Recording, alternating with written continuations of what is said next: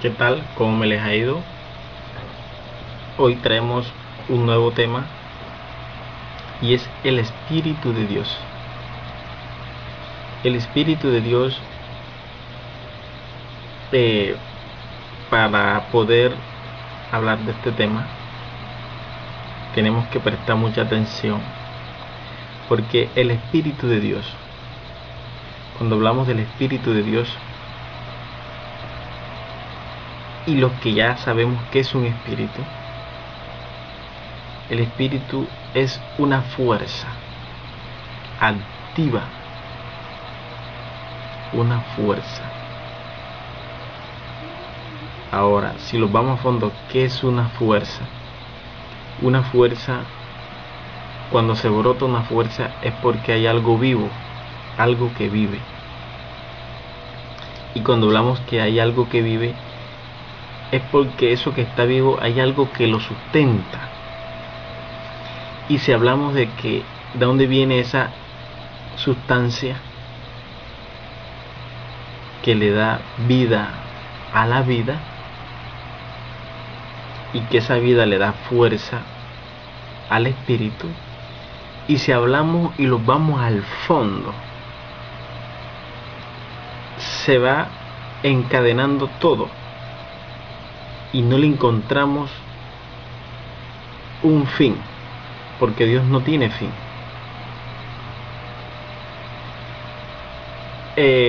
Si hablamos de Dios, podemos hablar Dios antes de ser Dios. Ahora, ¿por qué me dirijo Dios antes de ser Dios? Dios antes de ser Dios, porque Dios, la palabra Dios, si lo busca en el diccionario, significa objeto de adoración. Eso significa la palabra Dios. Pues mire que en el tiempo de Elías había muchos dioses. El dios Langón, el dios Pez.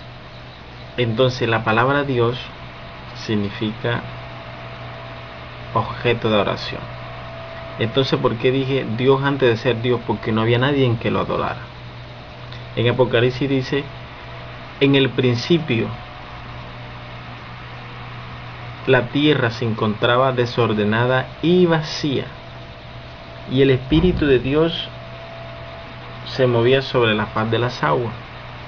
Entonces, como la tierra estaba desordenada y vacía, y el Espíritu de Dios se movía sobre la faz de las aguas, pues no vamos a decir que las aguas lo adoraban, porque Dios,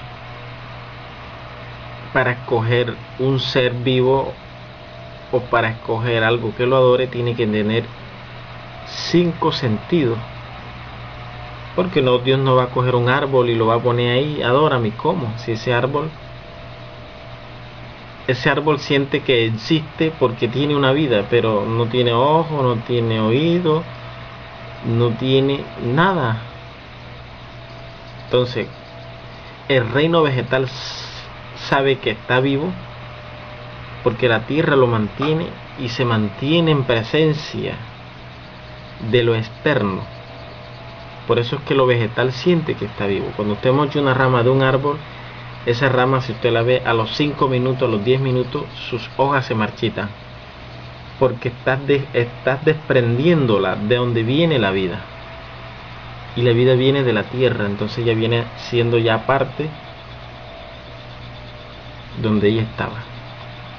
Entonces, volviéndolo al tema, porque si vamos enlazando, los vamos muy profundo. Si hablamos del Espíritu de Dios, entonces dice: el Espíritu de Dios se movía sobre la faz de las aguas. Entonces, ¿a dónde queremos llegar con este tema? Queremos llegar es cuando Dios le dijo, y digo que le dijo porque la Biblia se especifica muy claro, donde dijo: hagamos al hombre. Cuando dijo hagamos, es porque ya había creado los ángeles. Y un texto de la Biblia, un hermano en una prédica, pues me aclaró eso y dijo que ya nosotros ya éramos desde antes de la fundación del mundo. La Biblia lo dice, no lo dice el hermano, pero el hermano encontró esa cita y ahora se me escapa, porque como tenemos un estudio, pero como me llegó y encaja con lo que estamos hablando, Entonces dice que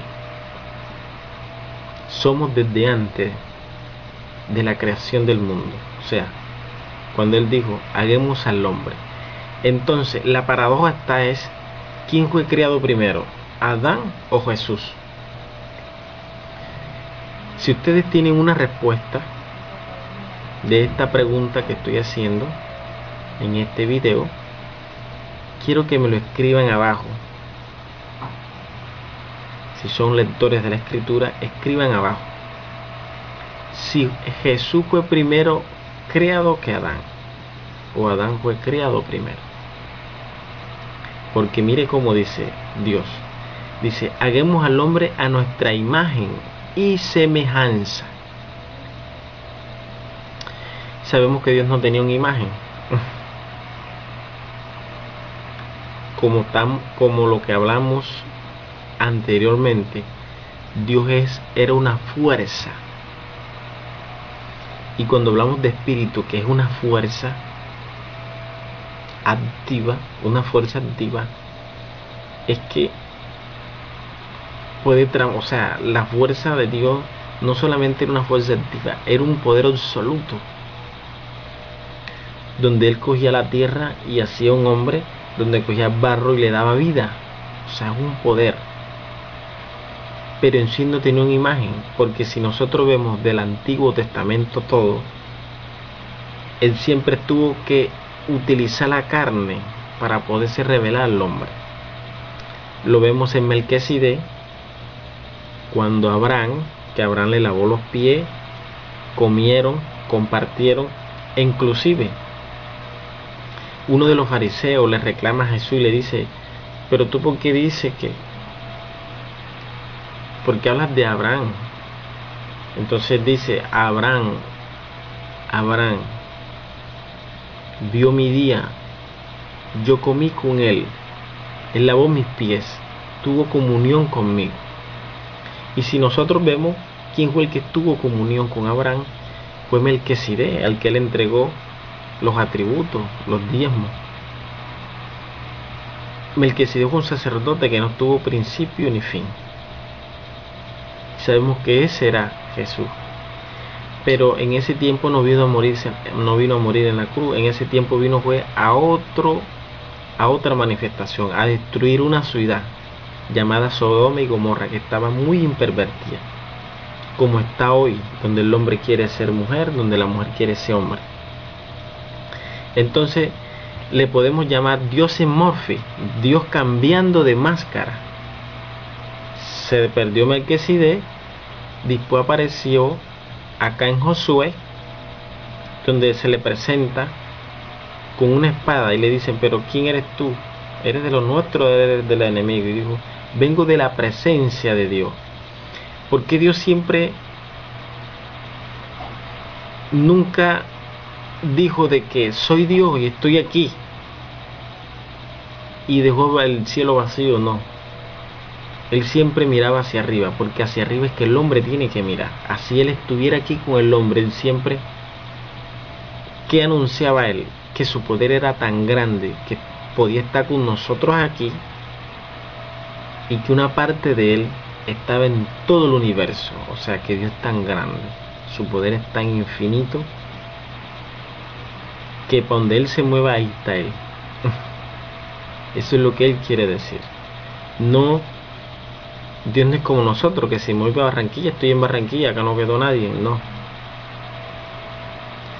El universo y todas las constelaciones es un solo núcleo, y que Dios adentro de eso se mueve. Dios se mueve adentro de ese núcleo, y sea en el sur o en el norte, ahí está Él. Sea arriba, sea abajo, ahí está Él. Por eso Él dice, vas al profundo del mar, estoy yo. Vas más allá del sol, estoy yo. Porque Él abarca todo. Ese es el Espíritu de Dios. Entonces dice, hagamos al hombre a nuestra imagen y semejanza. Ahora, el hombre no es como Dios. El hombre es finito, Dios es infinito. Entonces, como el hombre no es como Dios, de qué imagen y de qué semejanza estaba hablando él. Estaba hablando de la imagen y semejanza de Jesucristo. Ahora, si a mí me dicen, si ustedes que están viendo ese video tuvieran la oportunidad de hacerme esa pregunta, que fue en la imagen de Jesucristo, entonces usted decía, pero si Jesucristo todavía no existía, Jesús como en la carne. Entonces no sé si ustedes han oído mentar de la máquina del tiempo, donde el hombre está aquí y puede trasladarse. Es un ejemplo que estamos dando. Sería que Dios no tuviera la capacidad de venir al futuro y decir, bueno, este es Jesús, ahora me voy allá, y a la imagen de Jesús en este siglo que estamos viviendo nosotros, en este tiempo, que no es mucho el tiempo, hace 2000 años atrás, vino Dios y dijo, bueno, a esa imagen voy a hacer a Adán. Entonces,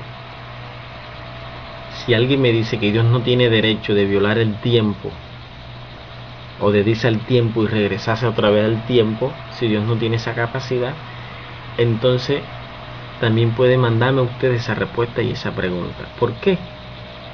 Porque es que Dios hace lo que yo dije anteriormente, es un núcleo. Él con el tiempo puede hacer lo que le dé la gana. Él ahora mismo en este siglo XX,